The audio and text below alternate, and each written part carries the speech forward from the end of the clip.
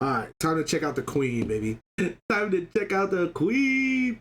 Answer your locked in questions. Let's go. A little while ago on my Instagram, I asked you guys what questions you had for me about locked in. I know everyone has done these videos, so I'm going to try and answer questions people haven't really touched on yet. We'll start with this one. Is the entire day recorded or do you get downtime? The only time that you're not recorded is during lunchtime. You are not allowed to talk about anything in that time that could be content. So pretty much vaping, drinking alcohol, production, because you're not allowed to talk about production on screen. It was so annoying because you'd want to talk about a challenge you'd just done and you'd be all hyped up about this challenge and you'd want to talk about it, and then they'd be like, nope, no talking about content, and then they'd be like, okay, we're gonna leave now, you can talk about content. By that point, I've lost the momentum. I've lost all of the pizzazz. I didn't have much pizzazz whilst I was in the house, so for me, when I had it, I had to run with it. Question number 2 is, how was it trying to find time to yourself? Was there much time to be with yourself? The answer to that is no, unless you're showering. And even then, like, sometimes the girls, we would just like chat and stuff whilst we were in the bathroom. There's no time to yourself. And I found that so difficult because I'm somebody who likes to have time to myself. I'm not like a very loud, extroverted person. So I like to just have my alone time. And that was tricky for me. A good question to follow up from that is, how did you manage your mental health whilst you were in there? I found that difficult. I think because I was quite like physically ill when I was in the house, I was feeling quite low. Medic Gary was great. They were really good that I knew if I was feeling too low, I could just go to I can't even believe that. I can't believe there was a Gary that was great, chat. Ugh. Every Gary I know is a loser. The storeroom and say to Sugar, I need a minute, or like, can I speak to someone or anything like that? And they would bring somebody in instantly. You did have to lean on your housemates whilst you were in there. And I'm a talker.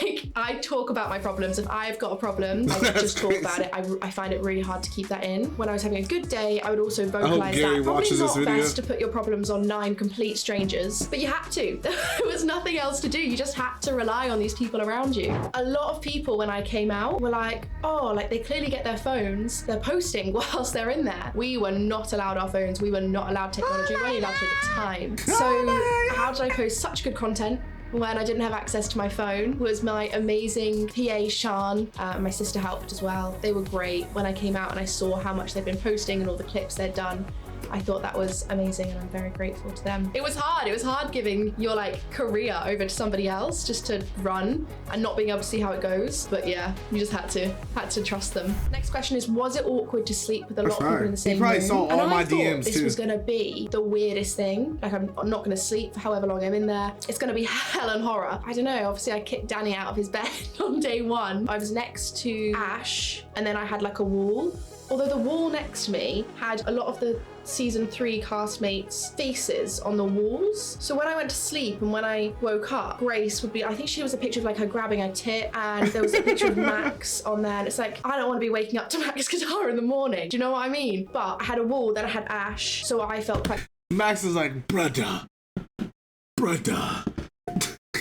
comfortable in that space. It was surprisingly chill. The episode where you and Casey had a secret challenge, were you genuinely crying? This is a tricky one because I cried every day. So probably, yeah. And I didn't cry because I didn't want to be there. I didn't suspect Casey at all. I thought it was Danny and George that had the secret challenge to mess up. Turns out they just wanted to mess up. At one point, what they cut out, you've got the part where Danny was throwing cereal into Casey's mouth, but what you didn't see, he just poured the cereal all on the floor. And I was like, brilliant, fabulous. I'm fighting a losing battle here. I cannot keep that tidy. What? If it was for luxury items, I probably would have tried harder. Because it was for gym equipment, I'm fine with the gym equipment we have. Like, I'm doing what I need to do. I was just running around the garden. I was like a little rabbit, just like running around my pen. Was I genuinely crying? Yes and no is the answer to that. I am so bad at lying. I just had to turn my nerves from lying into acting like I was angry. I was like shaking because I was nervous, and then I'd be like, look how angry I am. But Casey knew what she was doing and she targeted the ones that would just go for it. But then when Danny was like, even if it is a secret challenge, just let her win her luxury item, I was like, oh, Danny. Okay, what couldn't you bring in the house? Did they give you Danny a touched list of everybody's what to heart, bring? chat. Bambino Becky told me, empty out a shampoo bottle, fill it with vodka, and just take that in, because they don't check your shampoo or anything like that. Part of me wishes I'd done it, but like me in the shower by myself and just being drunk and nobody realizing, it screams alcohol. Well, screams Bambino Becky, doesn't it? And then your luxury item, which I didn't even get in the end. When am I ever going to use an iPod Nano again? Do you know, I spent so long carefully curating 100 songs to put on that to have for the 2 weeks for not even to get it. That was soul destroying. Did anything key happen that they didn't end up showing? There was a lot of things that you guys didn't see. You know, it's 24 hours they've got to fit into 45 It's so crazy minutes too, to because an there was hour. so much I hope that they downtime put in a the lot of the episode, stuff chat. into the unseen bits, because there's so much. I was gutted when I came out and there was so much stuff that I wish Is there had like gone in. another- For example, for me, working out is such a big thing. Is there for my another mental channel that health. we don't So know about? when we had the cycling day, I was dreading it because I was feeling really low in the morning. And then once I got on, and I was like, I can do this, it's gonna be fun. When my teammates were on, I was trying to hype them up. We were singing songs, we were telling jokes, all of this, and I was having such a good time. And I was like, oh my God, this is such good content. Everyone's having such a good time in this room. And it didn't make the cut because silly old Danny Aarons, whilst all this was happening, was climbing the jail and asking to play noughts and crosses or something on the forehead of the security guard that was looking after him.